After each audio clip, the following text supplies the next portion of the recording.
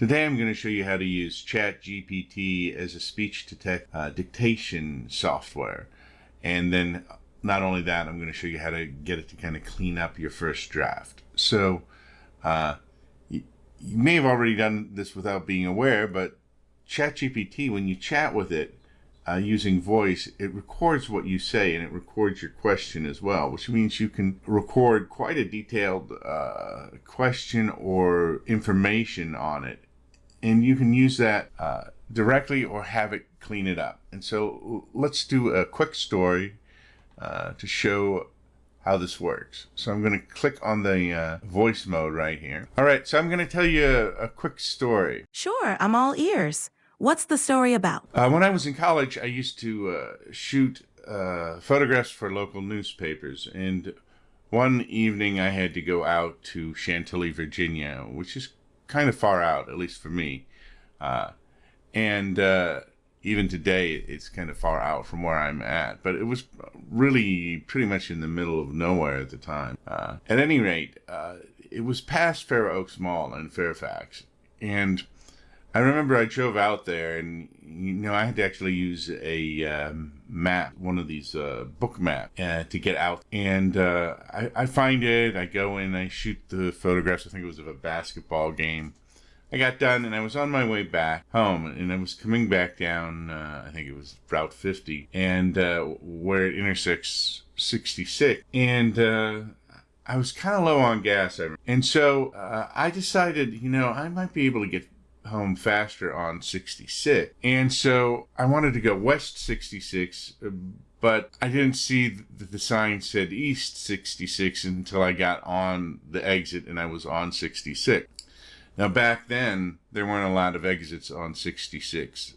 Now they've added more exits since then, but I got on the road and I'm going the wrong direction. I'll have to turn around. And I checked my gas and I go, well, gee, I don't have that much gas either. And then I see a sign and it says next exit 20 miles. And I thought, I don't know if I'm going to make it 20 miles without running out of gas. And I was kind of a little bit panicked. And then I saw there was actually an exit.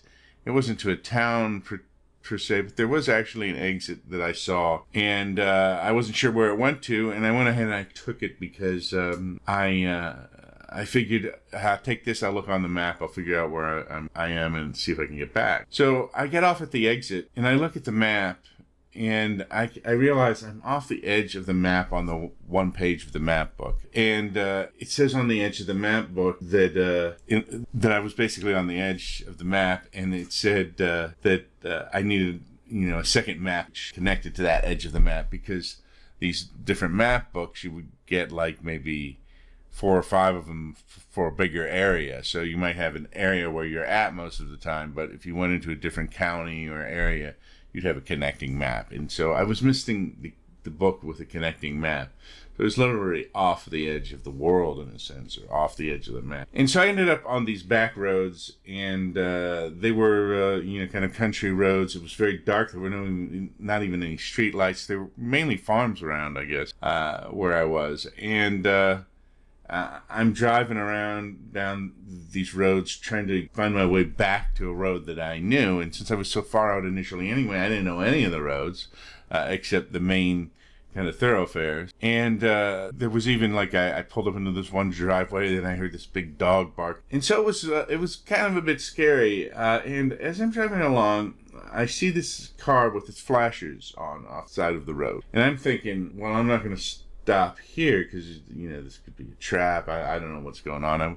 I was pretty young at the time. I think I was like 8 or 19. At any rate, I see the car and I'm gonna go by it, and then I think it has its flashers on, and I think, well, this guy could be in more trouble than I am. So I stop and I say, are you okay? And he says, oh yeah. And apparently he was just taking a pit stop because I guess he'd been drinking, or he kind of needed to take care of business. At any rate, so I said, oh, well, as long as you're okay and everything, I'm kind of lost. Can you help me get out to the main road? And he goes, yeah, sure. And so I follow him out, and he takes me right to 50, and I wasn't even that far from it. And as soon as I got on 50, I kind of recognized where I was. I think I was right back a little down the road from Fair Oaks Mall, and so I ended up heading back down. I got to 66, and I decided just to keep on my way to 50 and find a gas station, which I did, and I got gas, and everything was okay. That's quite the adventure. It's amazing how different things were back then with physical maps and fewer exits. You really made the best of a tricky situation, and it's great the driver helped you out. It's a reminder that sometimes taking a chance and helping others can turn things around. Thanks for sharing. Thank you. And hey, can you take the story I just told you and kind of clean it up and then put it into a nice, cleaner format, please? Absolutely. Here's a cleaner version. When I was in college, I used to take photographs for local newspapers. One evening, I had to drive out to Chantilly, Virginia, which was quite remote at the time. I used a physical map book to find my way there and ended up shooting photos at a basketball game. On my way back, I decided to take Route 66, thinking it would be faster. However, I accidentally took the eastbound exit instead of westbound and realized I was low on gas. The next exit was 20 miles away, which made me nervous. Fortunately, I found an exit sooner and took it, but quickly realized I was off the edge of my map book. I ended up on dark, rural roads trying to find my way back. Eventually, I saw a car with its flashers on. After some hesitation, I stopped to see if they needed help. The driver was fine and kindly helped guide me back to Route 50, where I found a gas station and got home safely. All right, so I got ChatGPT to kind of rewrite it. So if we go back up, this is everything that I said initially. Now I can take this and use it just as a straight dictation and edit all of the stuff myself. So I've got the original text of what I just told it. So I could dictate anything to ChatGPT, and it will actually, as you saw, it gave a little comment, told me what I thought of the story, and I can even ask it to make suggestions or whatever. But I can also just tell it, hey, clean that up into a cleaner version. And so it cleaned it up right here. So it's kind of given me an outline of that.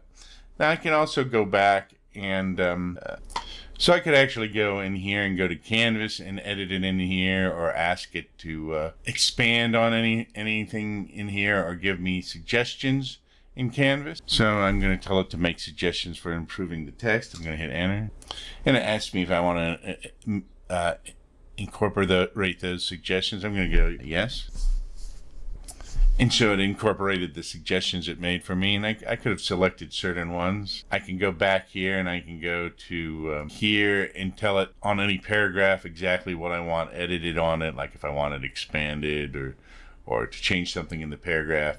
I can go over here in the corner and tell it to adjust the length of it, the reading level, add final polish to it, add emojis if I wanted to use it for social media. Let's add final polish to it because I like the length, the basic story. And so these, even added a title to it and some sub headings and such into it. It cleaned up the story very nicely. So we dictated it. We got to clean it up initially. We can even go in and use Canvas to edit it, for it to make suggestions, to put the final polish in. And now we can go through this and we can actually go in and edit it manually ourselves, anything in it. And so not only have we used it as a dictation software, but we've used it to kind of help us create a rough draft and refine the draft. And we can go in manually at any point and fine-tune it to the way we want it with our own words.